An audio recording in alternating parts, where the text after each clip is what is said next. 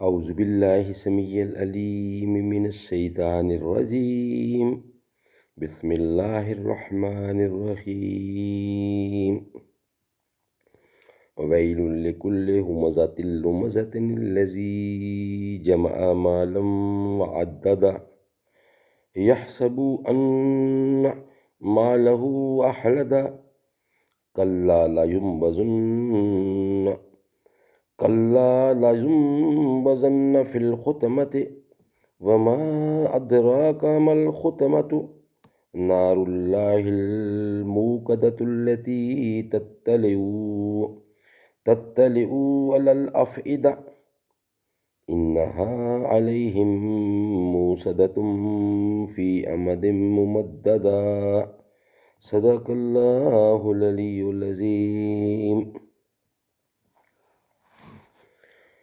شروع اللہ کے نام سے جو بے حد مہربان نہایت رحم والا ہے۔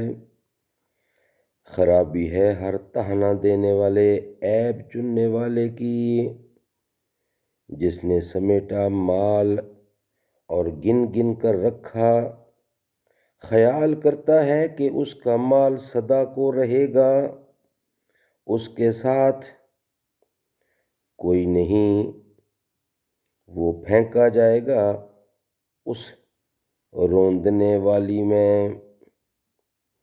اور تو کیا سمجھا کون ہے وہ روندنے والی؟ ایک آگ ہے اللہ کی سلگائی ہوئی، وہ جھانک لیتی ہے دل کو، ان کو اس میں مون دیا ہے لمبے لمبے ستونوں میں۔ صدق اللہ العلی العظیم۔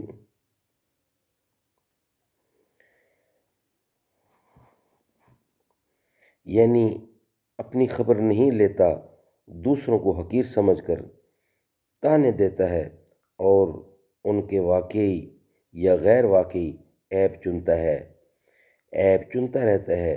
یعنی طعنہ زنی اور عیب جوئی کا منشا تکبر، اور تکبر کا سبب مال ہے، جس کو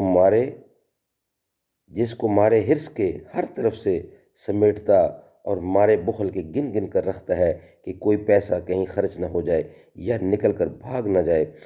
اکثر بخیل مالداروں کو دیکھا ہوگا کہ وہ بار بار روپیہ شمار کرتے ہیں، یعنی گنتے رہتے ہیں اور حساب لگاتے رہتے ہیں، اسی میں ان کو مزہ آتا ہے۔ یعنی اس کے برتاؤ سے معلوم ہوتا ہے کہ گویا یہ مال کبھی اس سے جدا نہ ہوگا، بلکہ ہمیشہ اس کو آفات اراضی و سماوی سے بچاتا رہے گا۔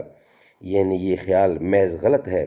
مال تو قبر تک بھی ساتھ نہ جائے گا، آگے تو کیا کام آئے گا، آگے تو کیا کام آتا، سب دولت یوں ہی پڑی رہ جائے گی اور اس بدبخت کو اٹھا کر دوزخ میں پھینک دیں گے۔ یعنی یاد رہے، یہ آگ بندوں کی نہیں، اللہ کی سلگائی ہوئی ہے۔ اس کی کیفیت کچھ نہ پوچھو، بڑی سمجھدار ہے، دل کو جھانک لیتی ہے۔ جس دل میں ایمان نہ ہو جلائے، جس میں کفر ہو جلا ڈالے، اس کی سوزش بدن کو لگتے ہی فوراً دلوں تک نفوذ کر جائے گی، بلکہ ایک طرح دل سے شروع ہو کر جسموں میں سرایت کرے گی، اور باوجود اس کے قلوب و ارواح جسموں کی طرح جلیں گے، اس پر بھی مجرم مرنے نہ پائیں گے۔ دوست کی تمنا کرے گا کہ کاش موت آ کر اس عذاب کا خاتمہ کر دے، لیکن یہ آرزو پوری نہ ہوگی، اعاذ باللہ۔ یعنی کفار کو دوزخ میں ڈال کر دروازے بند کر دیے جائیں گے، کوئی راستہ نکلنے کا نہ رہے گا، ہمیشہ اس میں پڑے جلتے رہیں گے۔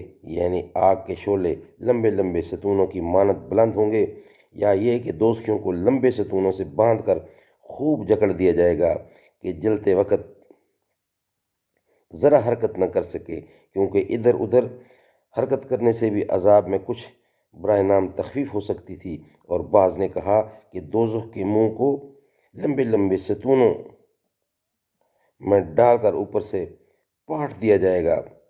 واللہ العظیم۔ صدق اللہ العلی العظیم۔ وصدق رسولہ النبی الکریم ونحن علی ذالک من الشاہدین والشاکرین والحمد للہ رب العالمین۔ یہ صورت حمزہ مکہ میں نازل ہوئی اور اس کی 9 آیتیں ہیں، اور یہ 30واں پارہ عین میم سورت الحمزہ 104 نمبر صورت ہے قرآن کریم کا۔ یہ جو ترجمہ اور تشریح ہے وہ ترجمہ شیخ الہند حضرت مولانا محمود الحسن نے لکھا ہے، اور تفسیر اس کی شیخ الاسلام حضرت مولانا شبیر احمد عثمانی نے لکھی ہے۔ اللہ تعالیٰ عمل کرنے کی توفیق عطا فرمائے۔ صدق اللہ العلی العظیم و صدق رسولہ النبی الکریم۔